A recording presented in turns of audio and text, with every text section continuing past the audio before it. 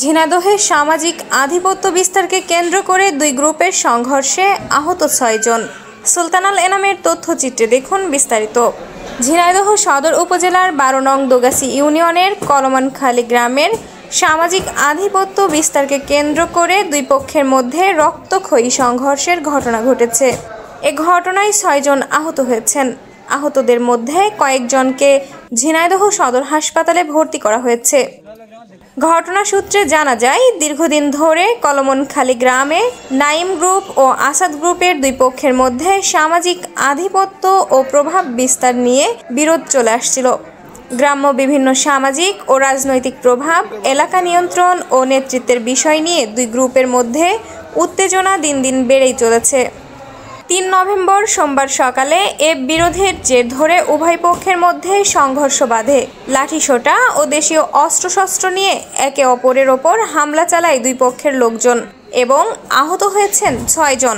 দুই পক্ষের আহতদের মধ্যে নাইম গ্রুপের ৫ জন, মানিক জোদ্দারের ছেলে বাশরত জোদ্দার ও হাশেম জোদ্দার, ওলিয়ার মুন্সির ছেলে সুরুজ, রজব মুন্সির ছেলে ইয়ালিক, জাফর জোদ্দারের ছেলে নাইম জোদ্দার।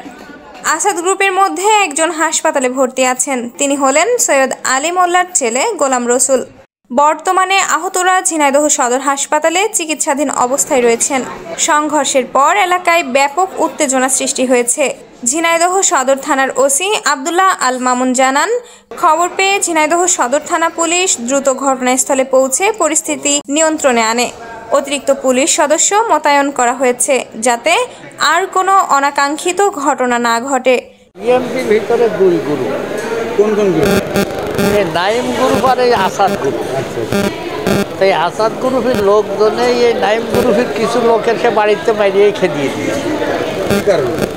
ওরা ওই ভাইতি গন্ডগোল করিল, সেই গন্ডগোল রেস তার আর বাড়ির তারা জামিন টামিন হয়ে যাইয়ে বাড়ি গিয়েছে, তা বাড়িতে সব খেদাই দিয়েছে, বেরিয়ে মধ্যেও সব খেদাই দিয়েছে। তাদের নেতাগের কাছে কইয়াছে কেউ কোনো মীমাংসা তারা কারণ বাধা বাঁধবে। কালকে রাত্রি সব গুছা করে ঢালমাল গুছিয়ে নিয়ে আসে সকালবেলা আর হামলা করে বললি, এখানে আমরা এসে বাজারটা দৌড়িয়ে না আসা তুমি বাইর হয়ে সামনে দাঁড়াই বলছি আর আইসে লোকজন বেলা মাই শুরু করে। এই আসাদ গ্রুপের